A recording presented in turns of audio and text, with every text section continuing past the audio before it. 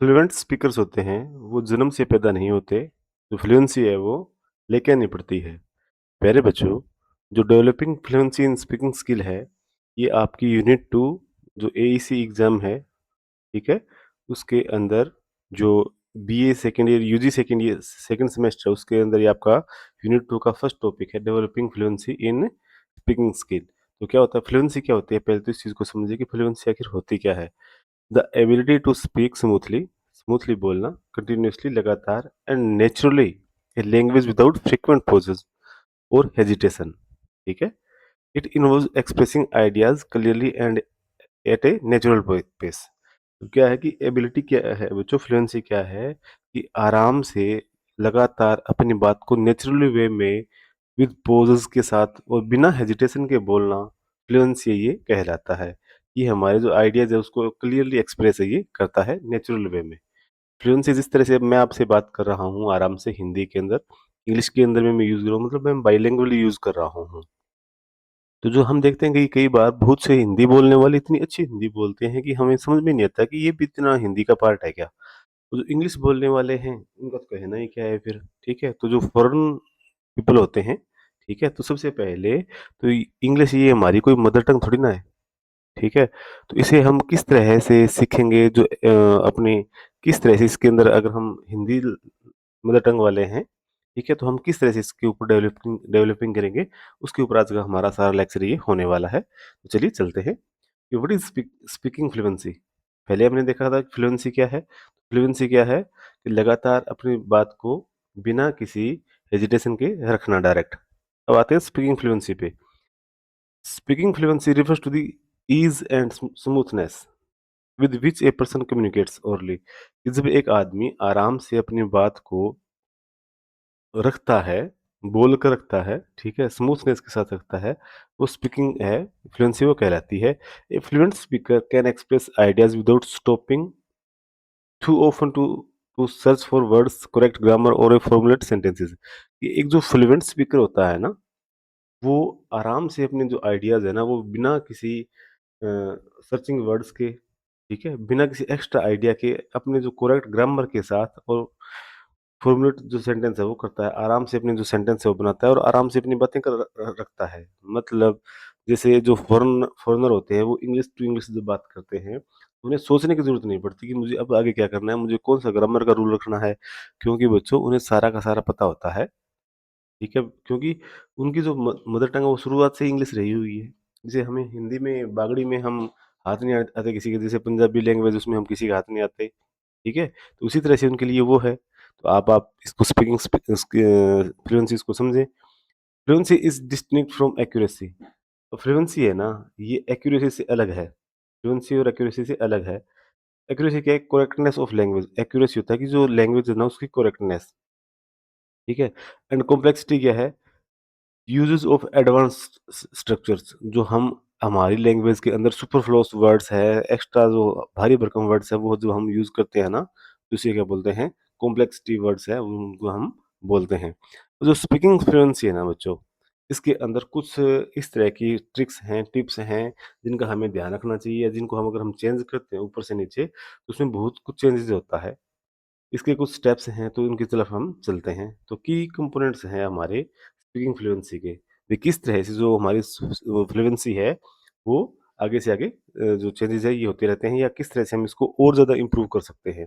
ठीक है? तो आप लोग हमारा जो यूट्यूब चैनल है TSP academy, TSP English academy, इसके ऊपर आप ये सारा देख रहे हैं, जो लेक्चर है ये देख रहे हैं, तो आप ज़्यादा से ज़्यादा इस चैनल को शेयर और सब्सक्राइब कीजिए ताकि और बच्चों को भी इसका बेनिफिट ये हो सके।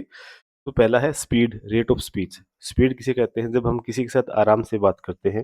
अगर जिस तरह से मैं आपके साथ अब आराम से बात कर रहा हूँ, बाइलिंगुअल में बात कर रहा हूँ, जो मतलब वर्ड्स मेरे को लग रहा है अभी ये बच्चों को प्रॉब्लम आएगी इसके अंदर, ठीक है? तो मैं उस वर्ड को आराम आपको एक्सप्लेन भी उसके साथ कर रहा हूँ, ठीक है? तो होप आपको ये मेरी जो आवाज़ है ये अच्छी तरह से समझ में आ रही है। वहीं पर अगर मैं धीरे-धीरे बोलूँ, तेज़ बोलूँ, या मेरी आवाज़ अगर ढंग से ना आए, ठीक है? तो जो स्पीड है ना, वो जो रेट ऑफ स्पीच है ये नेचुरल ना होकर एप्रोप्रिएट हो जाता है, और उससे क्या होता है कि जो समझने वाला है या जिसको ज़रूरत होती है सुनने की, या हम जिसके साथ कम्युनिकेट कर रहे हैं वो हमारी बात को नहीं समझ पाएगा। ठीक है? जिस तरह से हिंदी लर्न लर्नर है, उसे अगर हम इंग्लिश वाला बंदा अगर हम उसको दे दें, ठीक है? तो जो इंग्लिश वाला जो बंदा है ना, वो अपने पूरा फ़ास्ट बोलेगा, तो उसे ये सारी कोई भी चीज़ है इसको समझ में नहीं आएगी, क्योंकि उसकी तो एक स्पीड है। तो क्या है, नेचुरल एंड एप्रोप्रिएट पेस, ठीक है? Not too fast, not too slow. इस जो स्पीड है ना, वो हमेशा नेचुरल और एप्रोप्रिएट होनी चाहिए पेस के अकॉर्डिंग, ठीक है? ताकि ना तो ज़्यादा तेज़ हो और ना ही ज़्यादा स्लो हो, जिससे क्या होगा कि उसको सारी चीज़ें वो समझ में आ जाए। ठीक है भाई? Pausing, meaningful pause at right places. अब पॉजिंग होता है रोकना, ठीक है? अपनी बात को रोकना, कि कुछ होते हैं ना, जिस तरह से जैसे नेता लोग होते हैं ना, बहनों और भाइयों इतना इतना बोलते हैं और उसके बाद में तालियों की गड़गड़ाहट वो शुरू हो जाती है। ठीक है? क्योंकि ये बोलना भी है ना, लीडरशिप क्वालिटी के अंदर है, कहाँ पोज़ देना है, कहाँ रुकना है, कहाँ रुक बिना बोले ही चलते रहना है और कहाँ लोगों के साथ इमोशनली है वो खेलना है। तो चलिए आगे चलते हैं। पोजेज़ क्या है? Meaningful pause at right place. ये जो मीनिंगफुल पोजेज़ है, अच्छी तरह से जहाँ रुकना होता है, मतलब अपनी बात को एकदम रोकना होता है हमें किसी चीज़ को, ठीक है? जैसे बिटवीन क्लॉज़ेज़, नॉट हेजिटेशन पोजेज़। अब इसमें क्या है, हमें जिस तरह से एक स्पीच चल रही है, उस स्पीच के अंदर हम अचानक से रुक गए, तो लोग हमारी तरफ सरप्राइज़ली वे में देखेंगे, ठीक है? लोग सरप्राइज़ होंगे, उसके बाद में हम हमारा कोई इमोशनल ऐसा कार्ड खेलेंगे कि सारे के सारे जो लोग हैं, वो हमारी बात को सुनेंगे और उनसे इन्फ्लुएंस होंगे। जैसे रैली के अंदर और क्या होता है, रैली के अंदर लोगों को इन्फ्लुएंस करने के लिए तो लाया जाता है, ठीक है? तो यहाँ पर जो नेता लोग हैं, ये पोजेज़ देते हैं, कोई रोता है, कोई कुछ कहता है, कोई कुछ कहता है। ठीक है? अब इस तरह की जो हरकतें होती हैं, इस तरह से जो सरप्राइज़ पॉसेस होते हैं, ये सारी की सारी जो जैसे जो भाषण होता है ना, उसकी एक जान होते हैं, ठीक है? लोगों को साथ में लेके लेना है, लोगों को समझाना भी है, ठीक है? तो इस तरह से पोजिंग है, ये एक अलग ही काम है, ये करती है। प्रोनंसिएशन एंड इंटोनेशन, प्रोनंसिएशन क्या होता है? करेक्ट बोलना। और इंटोनेशन क्या होता है? इंटोनेशन होता है जिसे आराम से अपनी बात को कोई प्यार से बोलना है या गुस्से से बोलना है, जिससे मतलब तेज-तेज बोलना है या आराम से बोलना है, ये होता है तरीका। ये 4 तरीके से होते हैं, rising, falling, falling, rising, rise और फॉल, ठीक है? तो ये इतने तरह से ही होते हैं। तो करेक्ट साउंड, जो प्रोनंसिएशन है वो अगर हमारी करेक्ट होगी, ठीक है? स्ट्रेस पैटर्न के अकॉर्डिंग होगी, ठीक है? और राइजिंग, फॉलिंग टोन्स अगर हमारी अच्छी है, तो हमारी फ्लुएंसी है ऑटोमेटिक वो हमारी बढ़ेगी, ठीक है? तो राइजिंग, फॉलिंग टोन्स है, ये इंटोनेशन के अंदर ये आती हैं। Vocabulary range, using a wide variety of words to avoid repetition, सबसे अहम रोल इसी का है। जितनी हमारी स्ट्रॉन्ग वोकैब्युलरी होगी, उतनी ही हमारी लैंग्वेज के ऊपर कमांड है वो बनेगी। वोकैब्युलरी प्लस में अगर रूल्स अगर हमें आते हैं ना, ठीक है? तो हम किसी भी लैंग्वेज को हम सीख सकते हैं।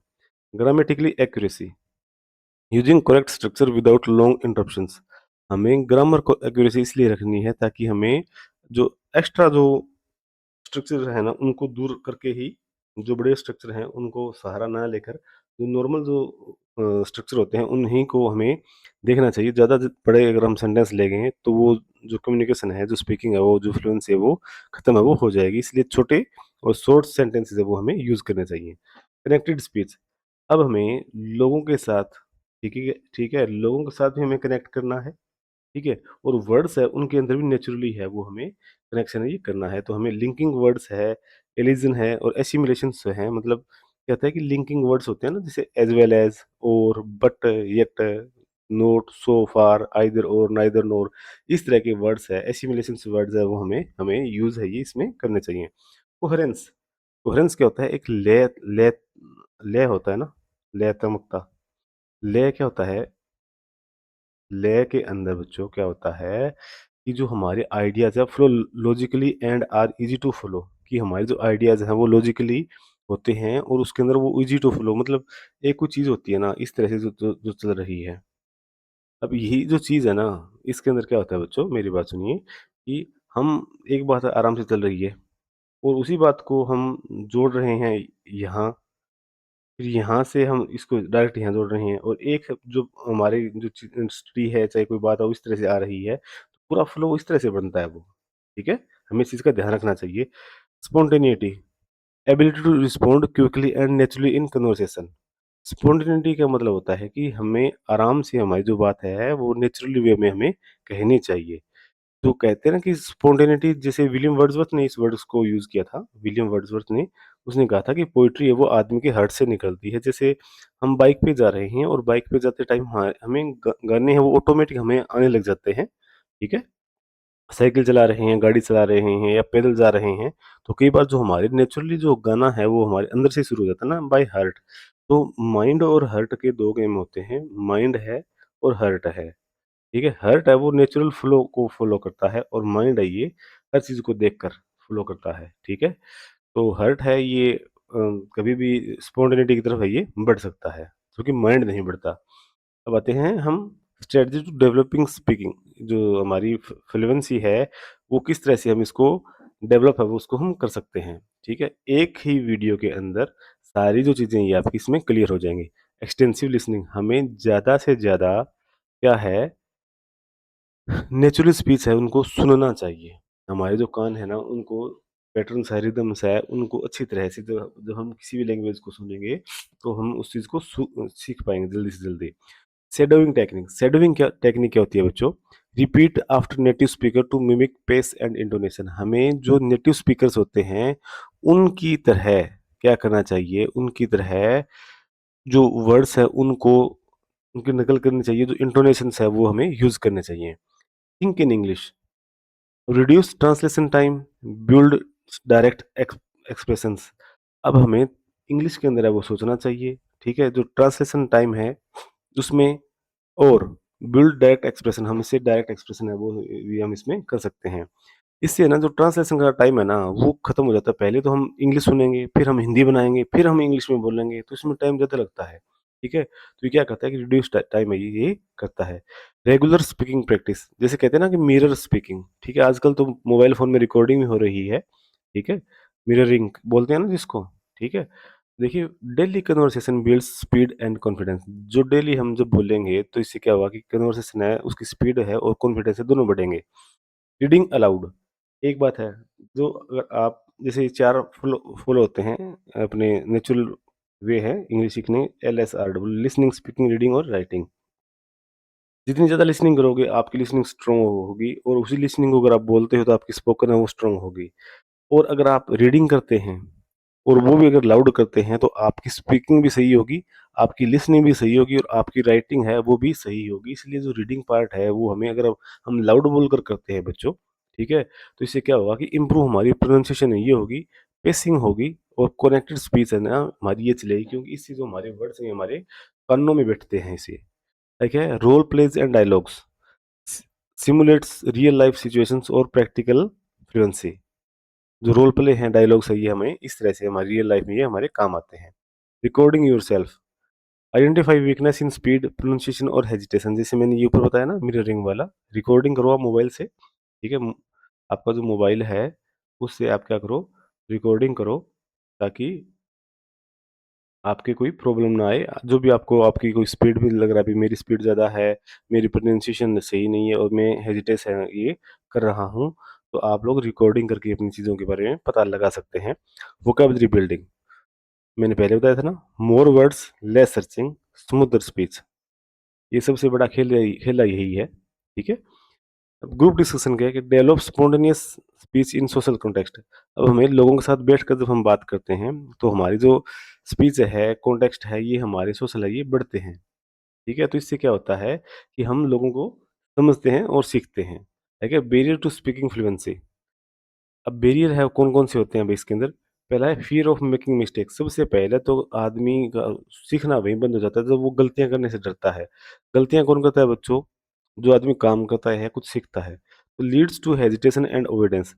पहला है कि हम जब हम इस डर को छोड़ देना, फ़ियर ऑफ मेकिंग मिस्टेक्स, ये बैरियर है। इससे क्या होगा, हेजिटेशन है और वो जो अवॉइडेंस है ना वो दूर हो जाती है। लिमिटेड वोकैब्युलरी, जब हमारी वोकैब्युलरी ही लिमिटेड होगी, तो हम अच्छी तरह से क्या है कि हम उसको नहीं कर पाएँगे, हम वर्ड्स है उनको सर्च करते रह जाएँगे, ठीक है? तो इससे क्या होगा कि हमारा जो स्पीकिंग फ्लुएंसी है वो नहीं हो पाएगी। थिंकिंग इन मदर टंग, मैंने पहले ही बताया था, slows down the expression, translation delays. इससे क्या होता है कि जब हम हमारी मदर टंग में सोचेंगे, इंग्लिश हम बोल रहे हैं, तो पहले हम उस चीज़ को समझेंगे, फिर हम उसको बोलेंगे, तो हम इसमें क्या कर जाएँगे, डिलेज़ है इसमें हम कर जाएँगे। लैक ऑफ प्रैक्टिस, जब हम प्रैक्टिस नहीं करते, ठीक है? विदाउट यूज़ और इट डिमिनिशेस, ठीक है? जब हम कोई काम ही नहीं कर रहे, हम प्रैक्टिस पे काम ही नहीं करें, तो हम उस चीज़ को हम नहीं कर पाएँगे, ये जो फ्लुएंसी है हम उसको नहीं बना पाएँगे। Poor listening skill, difficulty in understanding others disrupt smooth conversion. Uh, ठीक है? तो पुअर लिसनिंग स्किल में क्या है कि हम जब वर्ड्स को सुन ही नहीं पा रहे हैं, उनको समझ ही नहीं पा रहे हैं, तो हम फ्लुएंसी है वो कैसे सेट कर लेंगे? Anxiety and nervousness, physical symptoms है, शेकिंग वॉइस है, रैपिड हार्टबीट है, अफेक्ट डिलीवरी।